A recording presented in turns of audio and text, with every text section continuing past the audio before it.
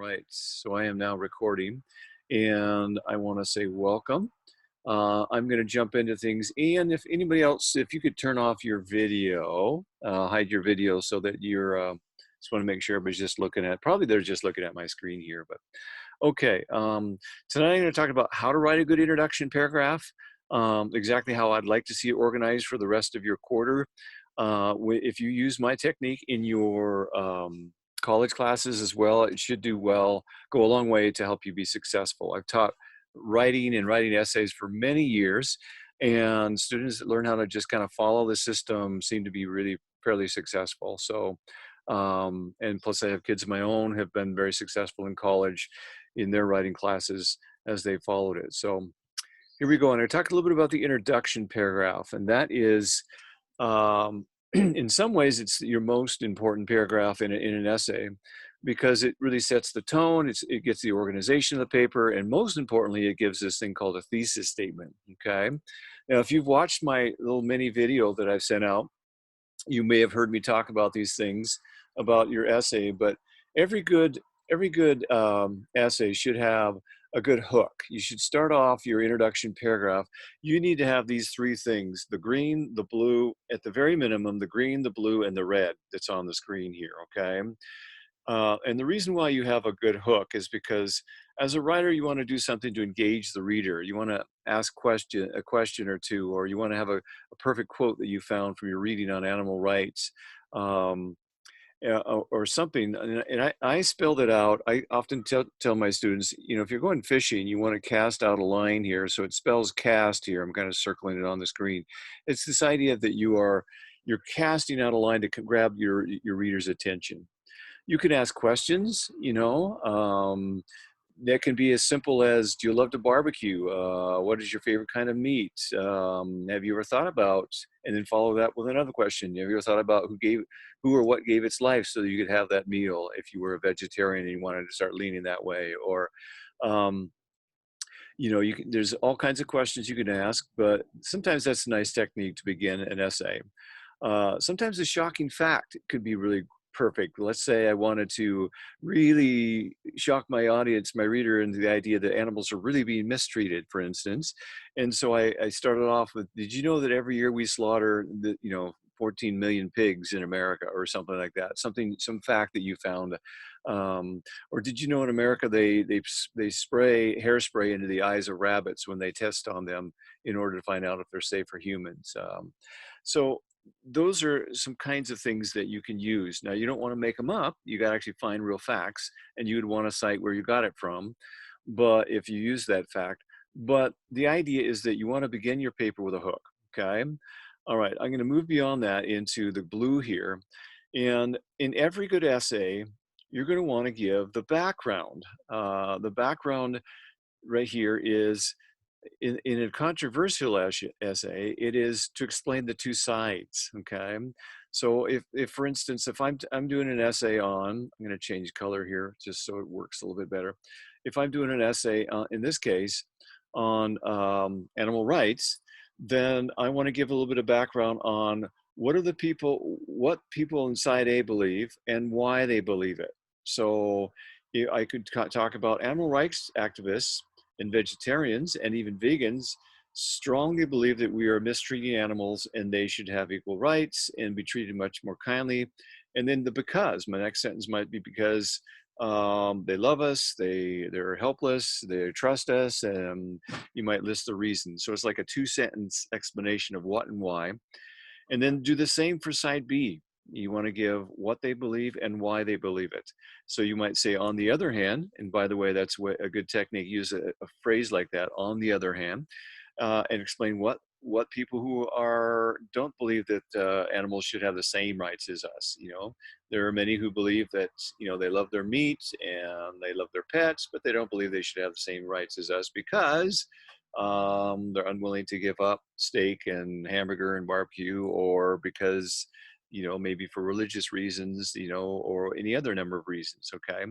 So that is a very good technique when you're writing an introduction, is give the background. And the reason why I call this background is because when you get towards the end of this quarter, you're going to write a essay about a book. about the boys in the boat. So the background is going to be the author, the title, and a little bit about the story itself.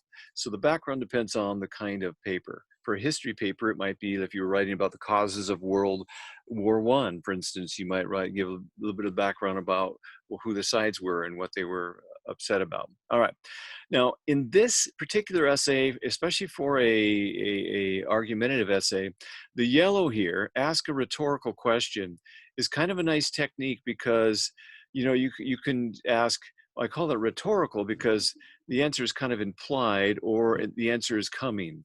And so in debate, in rhetoric, they often will ask what they call rhetorical questions and as a debate technique. Should animals have the same rights as humans? Okay.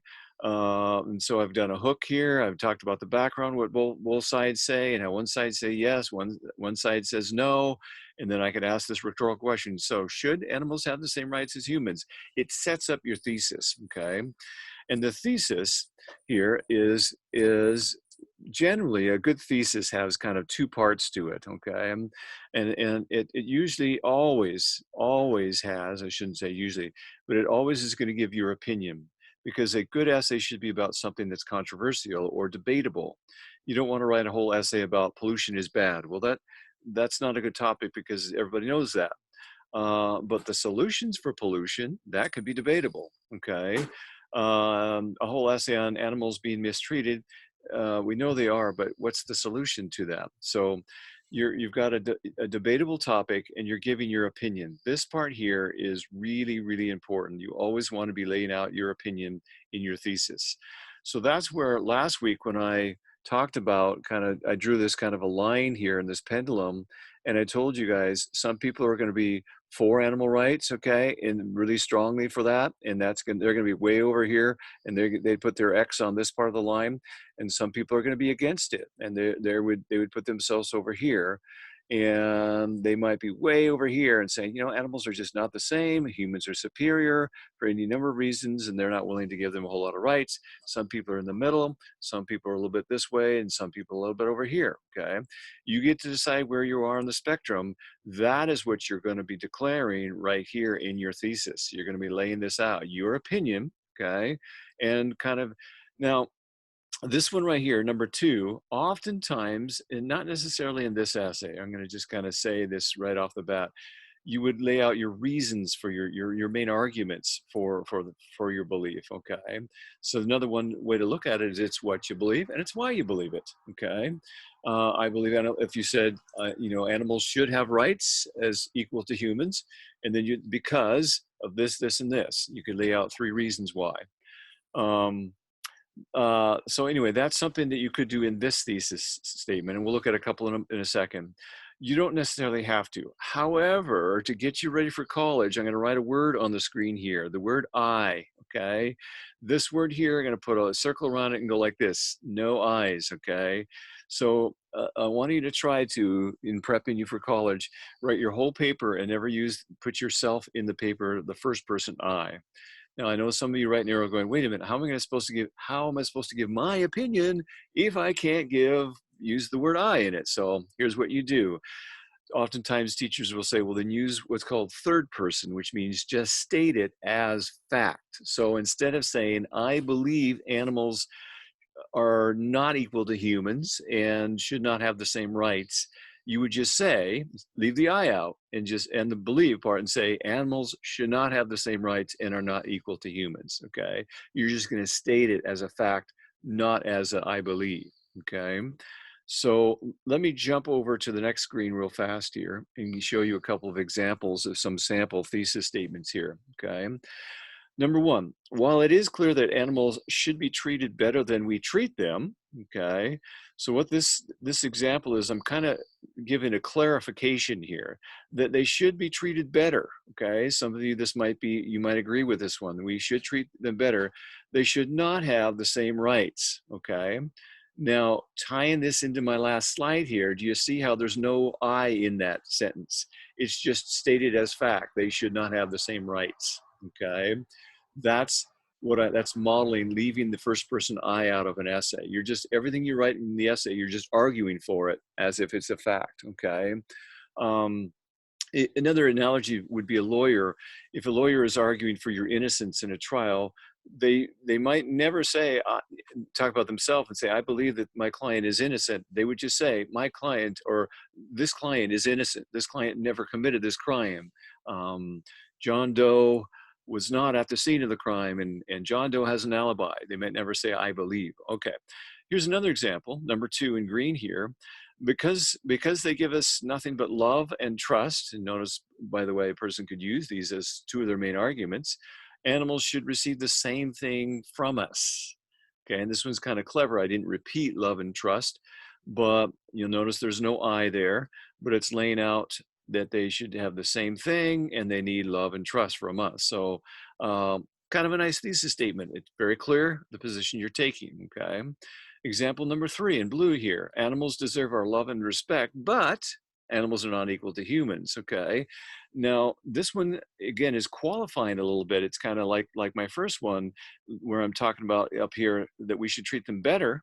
Um, and that kind of correlates with what I said back here at this slide here, when I'm talking up here in my little diagram here. Many of you are going to fall somewhere in the middle here. And so that's why a nice thesis statement that allows you to kind of say, I agree that they're mistreated, but they probably need to have more rights and be treated better, but you're clarifying. Okay, now I'm going to be really clear once again here. I don't care what your position is on animal rights. If you are on the very far left and you are just passionately a vegan, you don't even eat cheese and eggs, and you don't think anybody else should be, that's fine. Then defend it passionately and intelligently in your essay. If you run a barbecue for a living and you make barbecue steaks, or you run a Mexican restaurant, or whatever, you love lamb or whatever it is, and you can't stop eating it, and you want to defend that, that's fine. Whatever your position is, take it, defend it intelligently, use your sources, the 2 sources in your essay. Okay, I'm going to jump to the next slide here, which is, it's your turn. Okay, and I think what I'm going to do is I'm going to let you look at that just one more time, okay? What I want you, those people that are in class right now, to do, and this is where I'm going to turn off my recording, because I think that is about enough. Wait a second, before I turn off my recording, let me say one more thing here. Let me go back to that. I want to clarify what your assignment is this week. Your assignment is to write a 2-paragraph beginning of your essay, which means you're going to write this paragraph right here. And I want it to be wonderfully written, your introduction paragraph that has at least 3 parts to it: the hook, background, and thesis, maybe a rhetorical question in there because it's nice technique. And then the first body paragraph of your essay explaining your side and why, the evidence you have for your side. This is where you get to use quotes from the article by Rifkin, who is asking the questions, a change of heart about animals, okay, and all the questions about why they're the same, and the examples about the different animals and how they have intelligence and how they mourn their dead and how they use tools and all the things. You could use the very first article we read the first week and some of the quotes of that one about why we eat pigs and not octopus, and use evidence that if you're on the for animal rights side, okay? If you're not so far on the animal rights, maybe more leaning toward the right here, more against thinking they shouldn't have the same, then you're going to want to use the last article we read, where the person was, Bob Stevens, was rebutting and arguing against Rifkin's article, and you use some of his quotes or other ones that you find on the internet or other logic that you have in your own ideas. So this is going to be a 2-paragraph essay assignment. 2 paragraphs, and then we'll build on that next week into a 5-paragraph essay, okay? All right, what I'm gonna do is stop my recording, and let's see here, what just happened to my record button? It just disappeared. Hang on a second. Okay. Ah,